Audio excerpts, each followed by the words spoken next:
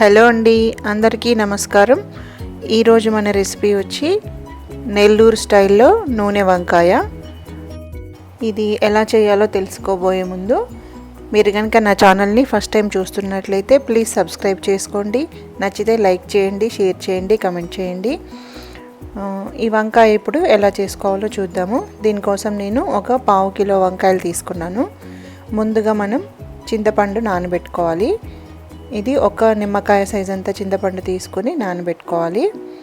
తర్వాత దీంట్లోకి కావాల్సినవి వచ్చి శనగపప్పు, మినప్పప్పు, ధనియాలు, జీలకర్ర, వెల్లుల్లి, ఎండుమిరపకాయలు, చిన్న కొబ్బరి ముక్క, కొద్దిగా ఇంగువ ఇష్టం లేని వాళ్ళు అవాయిడ్ చేసుకోవచ్చు. వేసుకుంటే టేస్ట్ చాలా బాగుంటుంది. మిరపకాయలు కూడా కొంచెం కారం ఎక్కువ తినే వాళ్ళు ఉంటే ఇంకా 1-2 కూడా యాడ్ చేసుకోవచ్చు. ఇప్పుడు ఈ నూనె వంకాయ చేయడం కోసం మనం ముందుగా ఈ పప్పులు ఇవన్నీ నూనెలో వేయించుకోవాలి.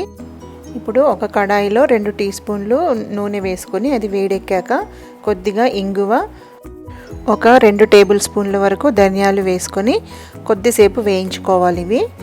ఈ ధనియాలు కొంచెం వేగాక 1 టేబుల్ స్పూను జీలకర్ర కూడా వేసి వేయించుకోవాలి. ఇవి కూడా కొద్దిసేపు వేగాక ఇప్పుడు ఈ ఎండుమిరపకాయలు ఒక 10 ఎండుమిరపకాయల వరకు వేసుకోవాలి. కారం ఎక్కువ తినే వాళ్ళైతే ఇంకా 1-2 మిరపకాయలు కూడా వేసి వేయించుకోండి. ఈ మిరపకాయలన్నీ బాగా వేగాలి. ఇవన్నీ వేగాక వీటిని ఒక ప్లేట్లోకి తీసి పక్కన పెట్టుకోవాలి. ఇప్పుడు ఇదే ప్యాన్లో ఇంకా 1 టేబుల్ స్పూన్ వరకు నూనె వేసుకొని ఇది కూడా వేడెక్కాక మిగతా పప్పులు ఉన్నాయి కదా అవి కూడా బాగా వేయించుకోవాలి. ముందుగా శనగపప్పు, పచ్చి శనగపప్పు అని కూడా అంటారు. ఈ శనగపప్పు వేసి కొద్దిగా వేయించుకోవాలి. తర్వాత మినపప్పు కూడా 5 టేబుల్ స్పూన్లు శనగపప్పు, 5 టేబుల్ స్పూన్లు మినపప్పు వేసి ఇవి బాగా మంచి గోల్డెన్ కలర్ వచ్చేంత వరకు వేయించుకోవాలి.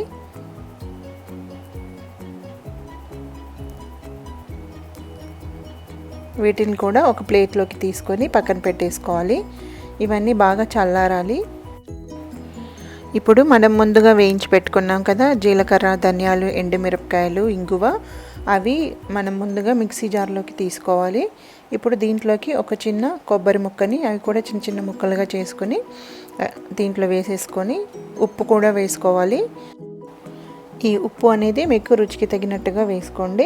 ఇప్పుడు ఇవన్నీ కొంచెం మంచిగా పొడి అయ్యేలాగా చేసుకొని తర్వాత ఇప్పుడు మిగతా పప్పులు ఉన్నాయి కదా శనగపప్పు, మినపప్పు, అవి కూడా వేసుకొని దీంట్లోకి కొద్దిగా పసుపు, వెల్లుల్లిపాయలు ఒక 2 మొత్తం వెల్లుల్లి గడ్డలు తీసుకున్నాను నేను. అవి కూడా వేసుకొని ఇలా కొంచెం బరకగానే ఉండాలి. పప్పులు కనబడుతూ ఉండాలి. అప్పుడే చాలా బాగుంటుంది కర్రీ అనేది. సో ఇలా అన్నీ పక్కన పెట్టేసుకొని ఇప్పుడు వంకాయలు కట్ చేసుకుందాము. ఇలా మనం గుత్తి వంకాయ కట్ చేసుకుంటాం కదా 4 స్లిట్స్ పెట్టుకొని అలా పెట్టేసుకొని అన్నీ కట్ చేసి పెట్టుకోవాలి. ఇప్పుడు మనం ముందుగా రెడీ చేసి పెట్టుకున్నాం కదా మసాలా అంతా ఒకసారి బాగా కలిపేసుకొని దీంట్లోకి ఇప్పుడు కొంచెం చిక్కగా తీసుకున్న చింతపండు గుజ్జు వేసి కలుపుకోవాలి. కొద్దిగా చూసుకుంటూ మరీ లూజ్గా అవ్వకూడదు. మనం వంకాయల్లో కూర్చుకోవాలి కదా, సో దానికి కరెక్ట్గా ఉండేలాగా కన్సిస్టెన్సీ చూసుకోండి, కొంచెం ముద్దగా వచ్చేలాగా. తర్వాత ఇప్పుడు ఉప్పు కూడా చెక్ చేసుకొని సరిపోకపోతే ఇంకా కొంచెం ఉప్పు కూడా వేసుకొని కలుపుకోండి. ఇప్పుడు ఈ ముందుగా కట్ చేసి పెట్టుకున్నాం కదా వంకాయలు, ఈ వంకాయలు ఒక్కొక్కటిగా తీసుకొని ఈ మసాలా ఉంది కదా దాన్ని వంకాయల్లోకి పెట్టేసుకొని పక్కన పెట్టేసుకోవాలి అన్నీ. ఇలాగే ఇక్కడ అన్ని వంకాయల్లోకి పెట్టుకొని పక్కన పెట్టేసుకోవాలి. ఇప్పుడు ఒక ప్యాన్లో ఆయిల్ వేడి చేసుకోవాలి. దీనికి కొంచెం ఆయిల్ అనేది ఎక్కువే పడుతుందండి. ఇక నేను ఒక 5-6 టేబుల్ స్పూన్ల వరకు తీసుకున్నాను. ఈ నూనె వేడెక్కాక ఒక టీ స్పూన్ వరకు ఆవాలు వేసి అవి చిటుపట్లాడాక కొద్దిగా కరివేపాకు వేసుకోవాలి.